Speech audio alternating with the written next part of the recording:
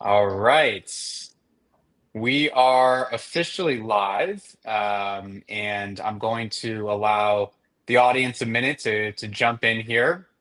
And as I do, I just wanted to welcome our two guests for today. We have, as people would recognize, Mr. Kevin O'Leary. Mr. Wonderful, Kevin, how are you? Great to see you.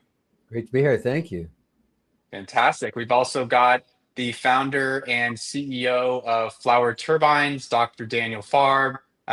Daniel, how are you today? Fine, thank you. Fantastic. My name is Josh Amster. I'm the Senior Vice President of Fundraising at Start Engine. I'll be moderating the conversation for today.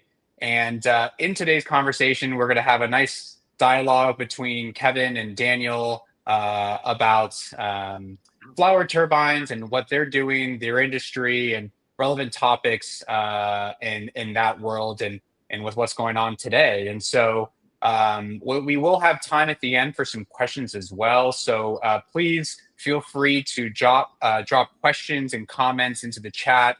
Our team will be collecting those and making sure that we can address as many of them to Kevin and Daniel as this goes along. So I guess first question for Daniel, if you don't mind just introducing Kevin and to the audience to Flower Turbines and what you all are up to over there.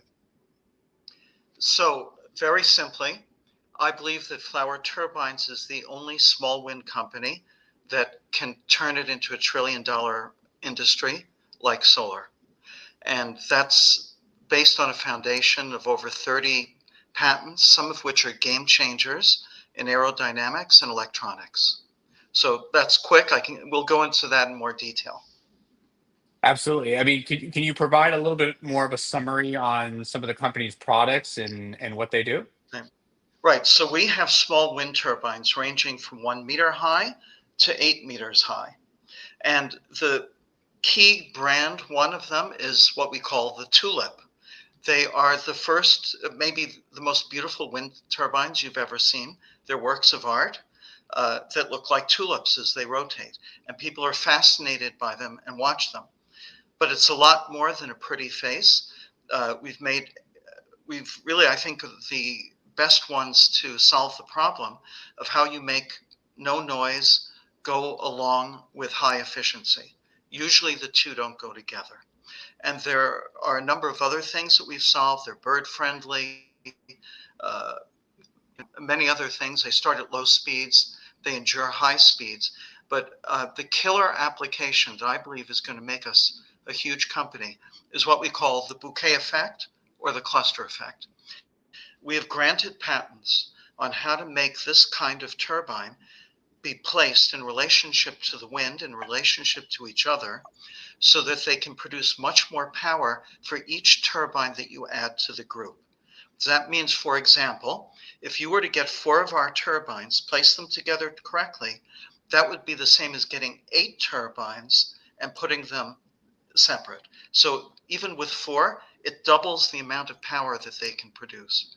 And that's because they drive wind currents into each other, very much like you see birds in flight are kind of at this angle, or airplanes in military formation. They feed off of each other in order to create greater aerodynamic efficiency. So I Great. believe that alone opens up all sorts of markets to us that in the past were closed to small wind because they were one at a time sales. Just like you would never go with somebody said, I'd like to put solar panels in your house. You say, okay, I'd like one solar panel.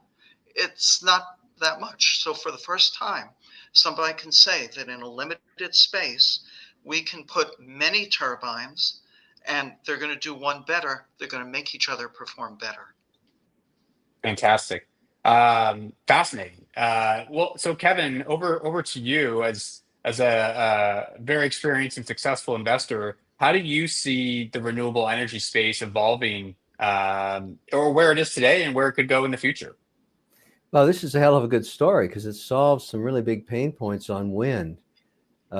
First, a lot of people are starting to figure out that they don't want them near their homes or communities because of the noise, the wop, wop, wop, wop, wop. That also confuses whales out in the ocean. There's a lot of problems with that. and also kills a lot of birds. And so that's over the last 5 years become a really big issue for the behemoth wind turbines. And some countries are saying, okay, we're going to pass on that, particularly ones out in the ocean. These sound a lot more efficient, more interesting, and basically where you've got a lot of feedback that's negative, they don't have it. And so it's a good innovation. Wind turbines are here to stay. So you're looking for innovation for sure. And particularly in states and communities and places on Earth where there's a tremendous amount of wind all the time.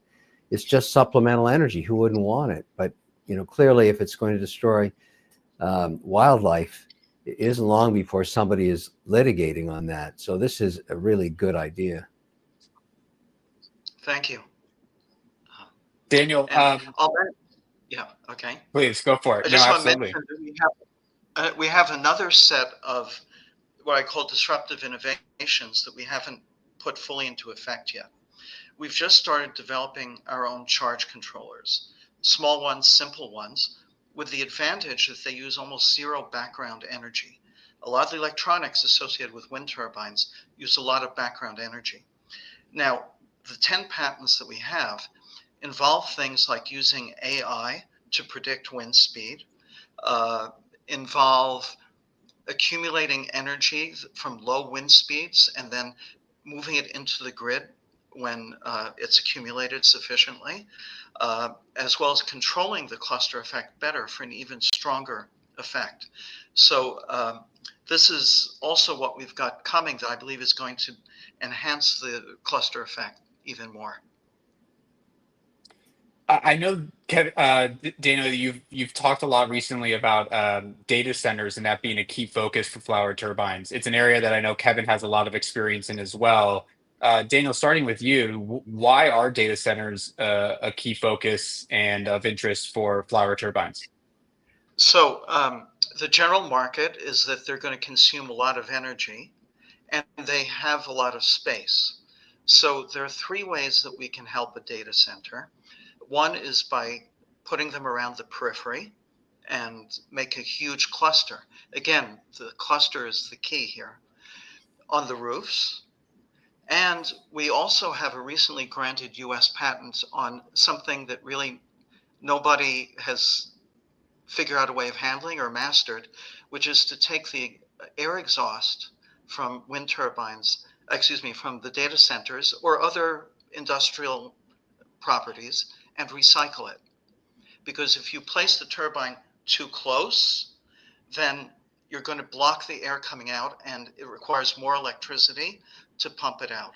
If you put it too far away, you miss it. But this is another no-brainer application whereby you can put this at the right distance and you need the right shape of turbine, which just happens to be our type of turbine, is the perfect shape for harnessing this kind of energy. So that's a really cool thing that I think people would love to be able to say is that we're recycling some of the energy that is going into our data center. So I've done a little research, and Kevin, I see that you're investing in a data center in Alberta, and I ran the numbers on it, and we could get you, before subsidies, around a 17% to 25% per year return on investment from putting our turbines in Alberta, and it would be more like 25 to 35 when you include government subsidies. So I'd like to find out if you could be a customer. Yeah, listen, I don't know why we wouldn't look at it. That project is 7,000 acres, a $70 billion project in 5 phases. It's massive. It's scheduled now to use stranded natural gas with turbines, but this is obviously something of great interest to the hyperscalers. If you can add efficiency like that on a clean basis, sure, we'd look at it, no question. And the guy that is running the project, Paul Palangin's the CEO of it. He'd be very interested in talking to you, so I'll make that happen. Thank you. Thank you. So, and then I think, of course, the part about the recycling of wind is usually a no-brainer because you've got constant wind coming up, and that can be even in non-windy areas. Alberta is a windy area, but there are lots of data centers around the world that aren't in windy areas, and this can be used with them too. Yeah, So you're I right. think we've got. The Grand Prairie municipality is very windy, both in the winter and in the summer, and so there's a constant cycle it's a very open property, obviously, when you build a data center. Not a lot of trees on it anymore, but yeah, it could be very interesting. I mean, we hadn't even thought about this because the traditional wind turbines um, that kill birds, can't put that in. There's just too Right. much death and So destruction going on. that's an interesting reaction, and I have to say that one of our challenges is overcoming existing prejudices about wind turbines, or people not even thinking of what we can do for them because they've rejected it at an early stage for reasons of birds or uh, efficiency or whatever else. Yeah, that it actually has become a political issue. Most municipalities, when you propose something like this, like you know, wind turbine farm, the ratepayers don't like it. And no I mean, everything's local when you're talking about technology like this. People have to live with it.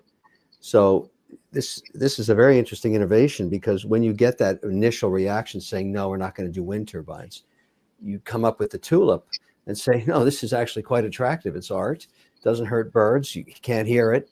And then people are interested. And undoubtedly, they want to see a prototype work. Um, but if it's anything in a double digit savings on anything is going to get a lot of attention. Daniel, talk to us So about some of the traction that Flower Turbines has experienced thus far.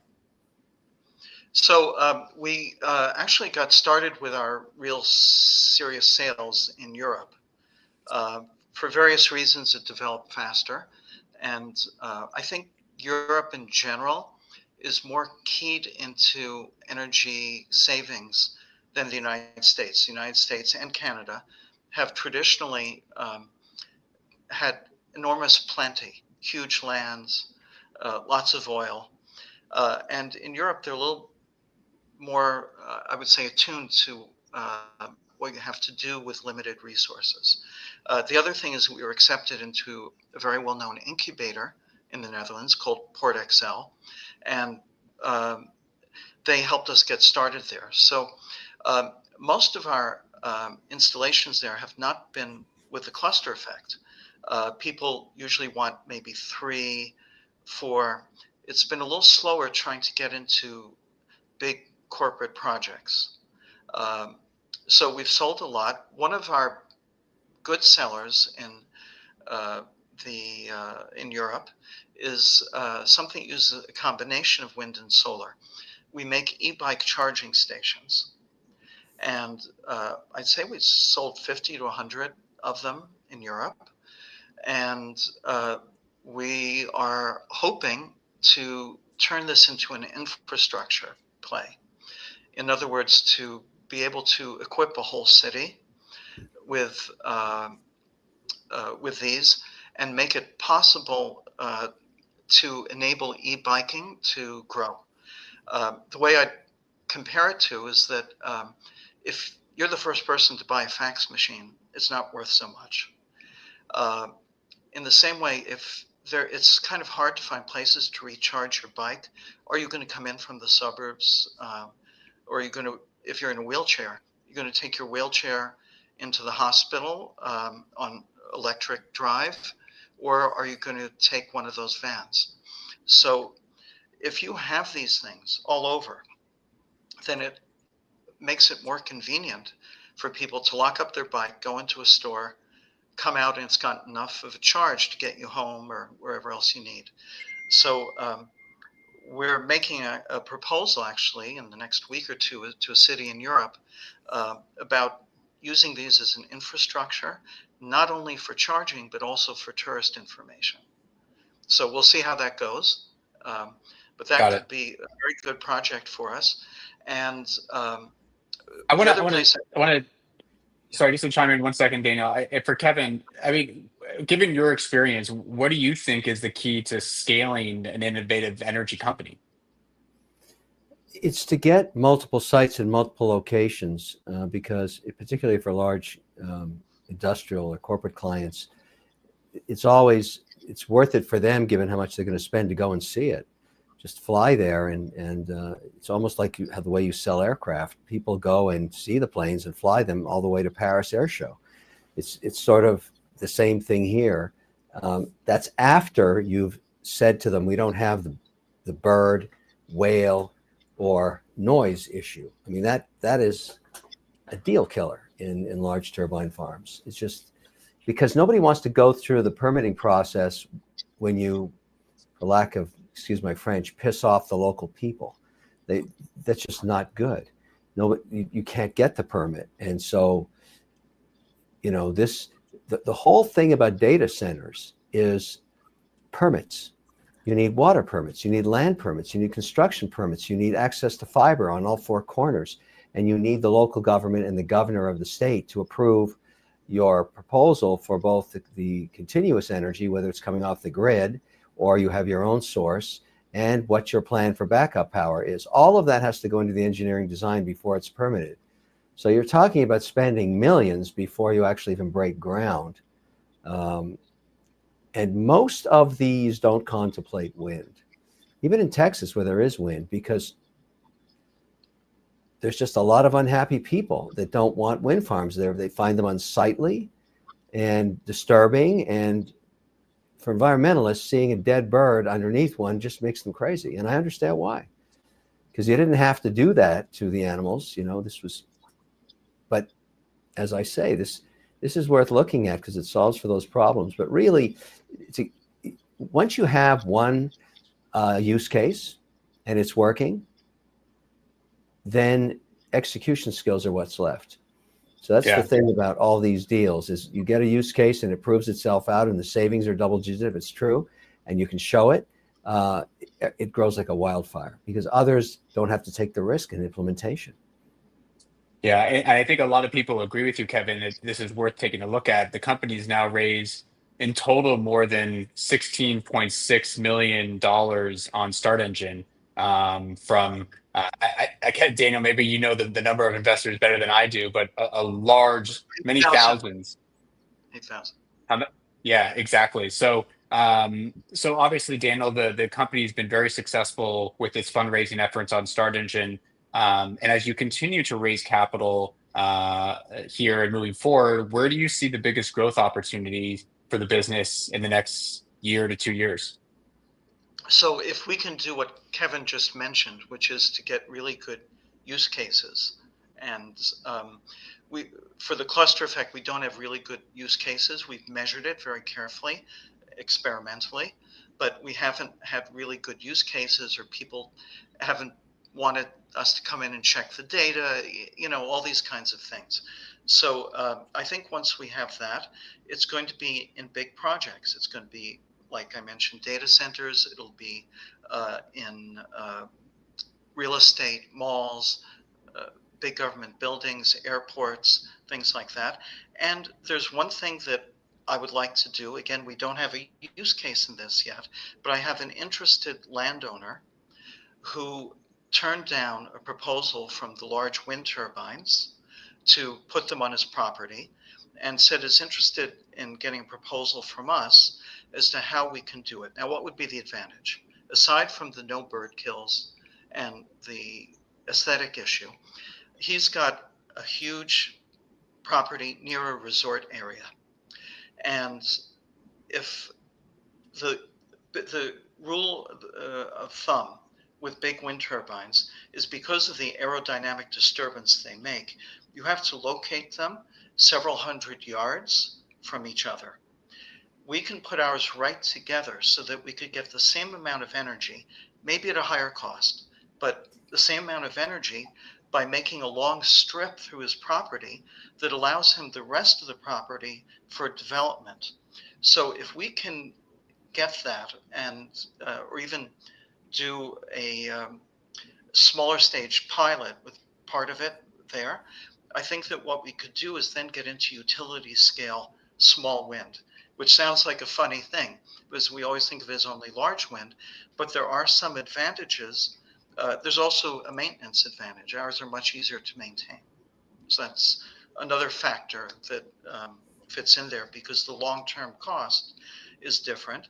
And I'm sure you've also driven by wind farms, and you see that some of them are not operating a lot of the time. And there can be many reasons for it, but one of them is maintenance. By the time one of them is starting to break down, you have to take out a month basically to call the people in to come and service it, maybe replace the gears, and then get it moving again. So this is another potential huge growth area. We have to take some baby steps, I think, maybe to get there. But this is what I see as our really big vision: is large scale small wind. Great. I want to make sure that we can tune in the audience a little bit here and address some of the questions that are coming in, because we do have a lot of questions here. The first one is, I would assume for Daniel, but what's the potential for using your technology in power farms in open areas right now, such as those around Las Vegas? So Las Vegas in general has low wind. Um, there are some areas near canyons in Las Vegas where the wind is very good. Um, so it depends where. Um, you know, we try to discourage people if they have wind, let's say, 5 miles an hour or something like that. Even though our turbines can pick up that, it's a very small amount. And even with the cluster effect will make it bigger, but you need a really big cluster to make it cost effective for the low amounts of wind. So we can't do it everywhere. Um, so it would depend where specifically in the Las Vegas area you are. And by the way, with our models is that it attracts attention, and it can be used for advertising, which is also very valuable. But in terms of how much electricity it's producing, we really do need a good resource. Just like you wouldn't put a solar panel in a cave and expect a good return, you shouldn't put a wind turbine in an area where there's not much wind and expect it to do well. Great. And then, Daniel, I know before we started this, you mentioned wanting to maybe have a discussion around some of the tariffs. And so I wanted to give you the opportunity to chat about that and Sure. get Kevin's thoughts as well. Sure. I was actually watching Kevin on whatever it was, some YouTube or other channel, Fox News maybe, today, talking about tariffs. And I'll tell you how they impact us directly. Right now, we're trying to also fundraise and starting to target Canada, because Canada is a very windy area. They have a very developed ecological consciousness. And we're actually in talks for a joint venture in Canada with a very big company. And we've been calling some of the people who haven't completed investment or a purchase in Canada. And 80% of the time, according to our staff, they say, we won't have anything to do with an American company, et cetera, et cetera. So I was listening to Kevin's remarks today about how there's politics involved, but what we're finding is it's reaching the average person as well. So I was wondering what your answer would be if somebody says we're angry at the United States, get rid of Trump, et cetera, uh, and how we would do that, because I think it's an important market for us. Well, you're not the first person. I have a broad portfolio of companies on both sides of the border. In fact, I was born in Montreal as a Canadian. My family's all American because we moved to the U.S. and had our kids there. So they're American, they're Irish, and they're Canadian. So it's a really interesting mix. I feel I'm in a unique position to kind of know what's going on both sides of the border. So in the case of Canada, this is a very unique period. It's Canada over the last decade has had complete economic collapse. In fact, 25% of the population now live below the poverty line. It was a series of mistakes of policy under a prime minister called Justin Trudeau, who turned out not to have very good executional skills. So he eventually got thrown out of his own party, and they brought in the ex-Bank of England Canadian. His name is Mark Carney. At the same time this was happening, this is only a few weeks ago, Trump has a toxic relationship with Trudeau and a minister called Freeland, who was the finance minister. They literally hated each other. And Trudeau is having, meetings with Trump down in Mar-a-Lago and just remain toxic. So Trump came up with this idea of calling him the governor of Canada, and poking fun at him and driving him absolutely crazy. And he was enjoying doing it.